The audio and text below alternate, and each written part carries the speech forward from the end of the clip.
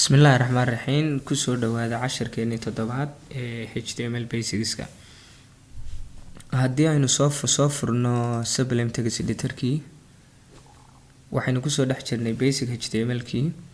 Waxaynu soo baranay in page-keeni HTML-ka loo qaybiyo laba qaybood oo waaweyn oo ah head section iyo body section. Marka waxaynu nidhi waxa head section-ka la dhigaa kama soo muuqdo main page-ka ama waa invisible. Waxa body section-ka la dhigaana waa waxa ka soo muuqda main page-keena ama waa waxa indhuhu qabtaan invisible-ka. Marka waxaynu kusoo dhex jirnay casharadii hore oo dhan taagaga la dhex dhigo head section-ka. Waxaynu soo qaadanay title tag, waynu aragnay meeshu ka soo muuqdo iyo halka laga arko. Waxaynu soo qaadanay style tag oo aynu nidhi waxa loo isticmaalaa iyadana internal CSS-ka waxaana la dhex dhigaa head section-ka. Sidoo kale waxaynu soo aragnay script tag oo aynu nidhi wixii script code ama JavaScript code loo isticmaalaa. Waxa kale aynu soo aragnay link tag oo isagana aynu nidhi waxa la dhigaa head section-ka. Ujeedada loo isticmaalana waxa weeyaan internal CSS oo example ka soo bixinay sidaan halkan ku arkanay imaka. Cashirkeenan toddobaad waxaynu ku qaadan doonaa tag la yiraahdo meta tag iyo comment tag. Labada tag baan ku eegi doonaa.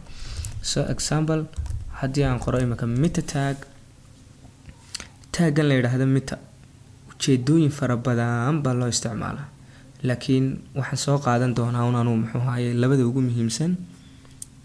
Labunba ugu muhiimsan baan odhan karaa. Marka labadaas waxa weeyaan sida imaka halkan ku arkayno wuxuu isticmaalayaa attribute la yiraahdo charset. Charsetku waxa weeyaan Unicode-ka ama computer-ku sidiisaba wuxuu wax ku fahmaa ama ku shaqeeyaa oo uu wax ku kaydiyaa waxa la yiraahdo binary form. Binary form kaas oo ka kooban muxuu ahaayay 0011 iyo 1010.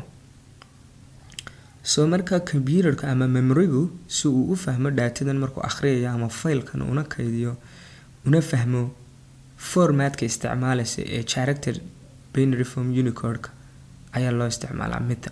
So charset-ka u dambeeyay marka aynu isticmaalnaa sidaynu halkan ku arkayno waa kan weeyaan UTF-8 weeyaan, laakiin way badan yihiin. Qaar badan aynu soo dhaafnay baa jira, laakiin noocyadan u dambeeya programming language-ka standard-ka isticmaalayaan character set-ku waa character set ama Unicode-ku waxa weeyaan UTF-8. Marka ujeedada horta koowaad ee meta tag loo isticmaalaa waa tan. Ujeedada kale labaad ee aadka u muhiimka ah ee meta tag loo isticmaalaa waa waxaanaynu u naqaano mobile devices responsive.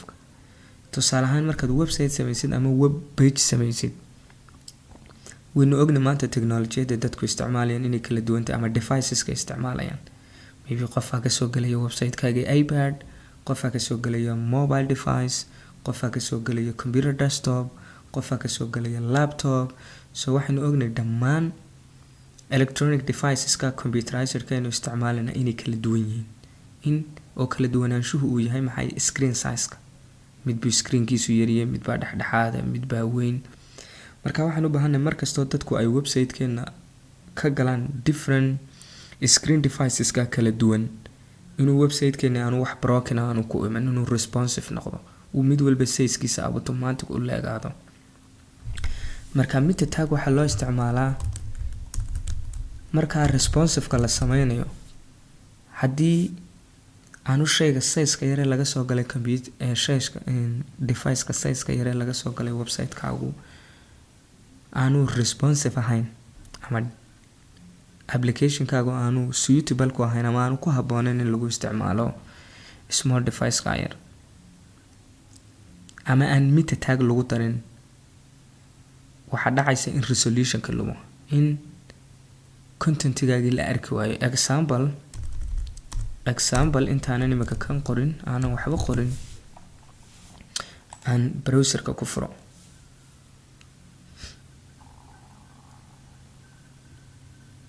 Browser-ka markaynu ku furno sidaynu arkayno imika qoraalkeeni very nice buu noogu muuqanaya because waxaynu isticmaalaynaa laptop screen. So haddaan doonayo small device laga soo galo kadibna resolution-ka si aan u eego inuu okay yahay inaanu ahayn, waxaan tagayaa qaybtan toolska waxa loo yaqaano muxuu ahaye developer toolska. So waxaan ku dhufanayaa muxuu ahaye mobile device. So tusaale ahaan resolutionka waxaan arkaynaa qoraalka inuu lumay imika, inkastoo screen device-kan aynu kasoo galay uu yahay iPhone 6 or iPhone 7 or iPhone 8 emulator unaan akhriyi karin aad farta u yaryaraatay. So dhibkaasoo kale si aynu uga baxsano oonu resolutionka contentiga website-keenu aanu u lumin, waxaynu isticmaalaynaa meta tag space name attribute value-giisa waxaan ka dhigaynaa viewport and then muxuu ahaye dibadaynu uga baxaynaa. Then waxaynu isticmaalaynaa haddana attribute kale la yidhaahdo contents. Then waxaynu odhanaynaa width equal device width. Then waxaynu odhanaynaa haddana initial minus scale equal 1.0 ama just 1 na waad odhan kartaa. haddaan imika save idhaahdo oo aan browserkeygii dib u refresh gareeyo, you see now you can read it your contents. hadduu qofku kasoo galay small device, resolutionkii contentigaaga ama contentigii website-kaaga ama image-haada ama video-haada whatever ama qoraal ha ahaada, resolutionkiisa lumi maayo. wuxuu noqonayaa maxay very responsive ama very quality contents resolution. So idinka arkay difference u dhaxeeyo markii hore sidoo ahaa iyo imka sidoo noqday. So waxaan odhan karnaa meta tag labada ujeedo ugu muhiimsan ee loo isticmaalo, ujeedooyin badan oo kale loo isticmaalo, laakiin labada ugu muhiimsan waa labadaas. inaynu sheegno code-keenu isticmaalayno character set-ku isticmaalayo ama page-keenu inay HTML character set code-ka, sidoo kale inaynu resolution-ka ilaalino muxuu ahaye density-ga in small devices-ka marka laga soo galo website-keena, oo inuu quality-ga lumin ama density-ga content-ga aanu lumin oon la arki waayin, oo inuu ilaalino muxuu ahaye responsive-ka density-ga website-keena. tagga kale isagana comments-ka waxaa loo isticmaalaa waa kan angle bracket question mark minus space minus angle bracket. So intaa wixii u dhaxeeya halkan lagu qoro comments baa la yiraahdaa. browserkuna wuu ignore gareeyaa ama ma soo akhriyo. So faa'iidadu leeyahay marka comment HTML comment line waxa weeyaan in markaad code qoraysid aad ku dhex qortid comment ama tusaale ahaan imika mitadan waxaan u isticmaalay inay ilaaliso density-ga ama resolution-ka website-ka marka small devices screens laga soo galo, maybe mobile ama waxyaabahaas. So marka comment-ka waa inaan ku dul qoraa maxay, waa inaan comment-ga ku dul qoraan idhaahdaa maxay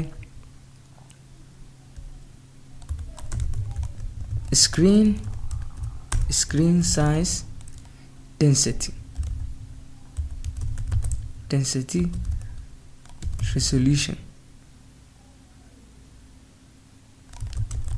resolution-ka ilaalinaysa, waa inaan saasoo kale ku dul qoro. So hadhow toole qofka code-kaygan arkaa markaba wuxuu fahmayaa line-kan inaanu isticmaalay inuu ilaalinayo maxay screen size density resolution-ka, oona haddii small device laga soo galo website-kaygan aanu maxay hayday lumin density. So faa'iidada taa loo comment line-ka loo isticmaalo.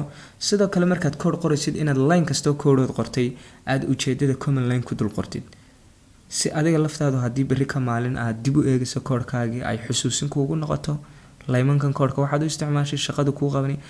ama qof kale hadduu code-kaaga akhriyo, qof kale oo programmer oo code-iska yaqaan hadduu code-iskaaga eego, ilan code-ka isagu muu qorin, wuxuu si fudud u fahmayaa maxay line kasta ujeedadaad u isticmaashay haddii comment line aad gelisay.